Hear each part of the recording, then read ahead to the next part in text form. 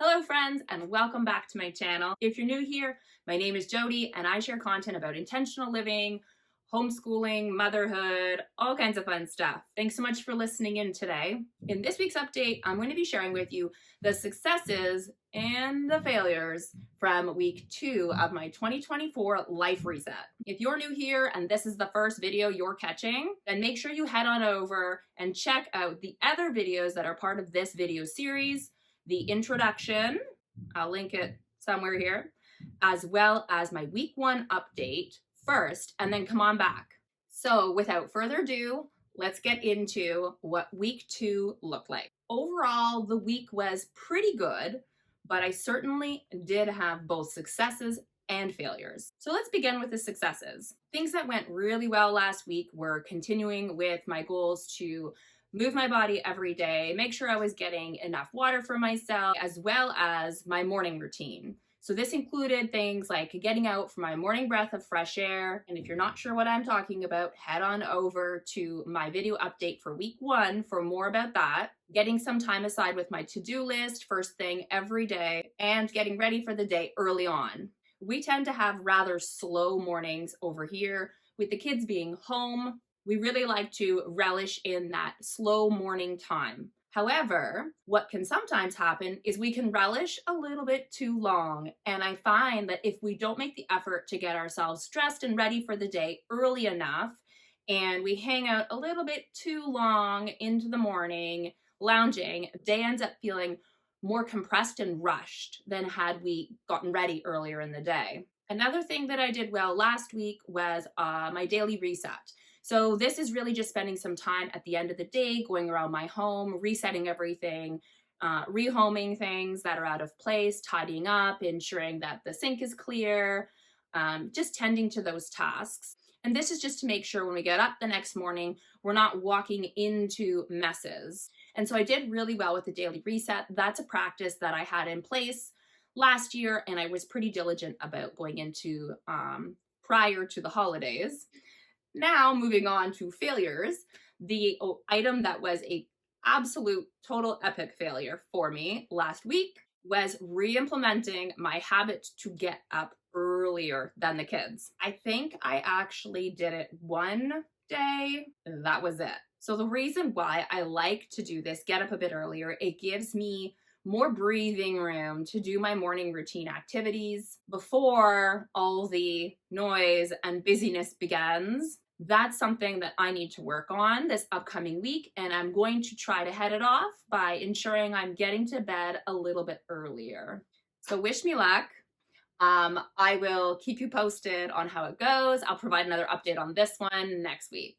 Okay, so now let's talk about what I'm going to be working on this upcoming week. Week number 3. So the goal and the focus of week number 3 really is to start re-implementing some of the more weekly tasks that I find make a big difference in our day-to-day activities. So these aren't numerous, but they do seem to have a pretty big impact on how our day unfolds. So 2 weekly practices that I'm going to be re-implementing that I was engaging in prior to the Christmas holidays last year are the weekly reset and meal planning. So for the weekly reset, this is really just a beefed up version of my daily reset in that it involves a little bit more cleaning, but the main thing I like to focus on in the weekly reset is ensuring that floors are being fully cleaned throughout the entire house, central vacuuming everything, trying to get away any lingering laundry that hasn't been put away through the course of the week, resetting the kids' rooms, like just putting things back away if they have anything that's been hanging out.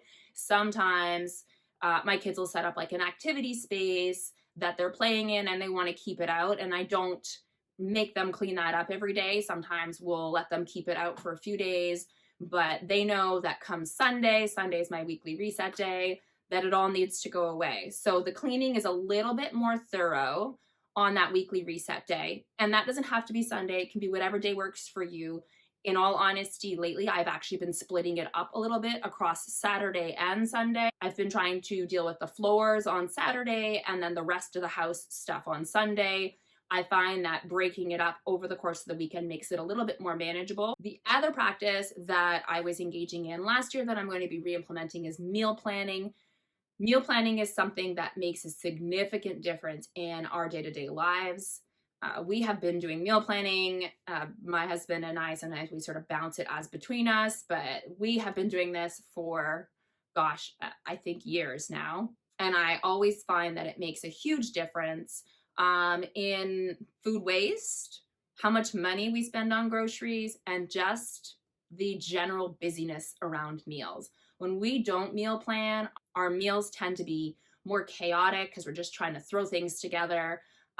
We end up generally wasting more, and it generally ends up being more expensive overall. And even something like snacks, I find having a meal plan in place makes a really big difference because we don't like to buy pre-made or processed food.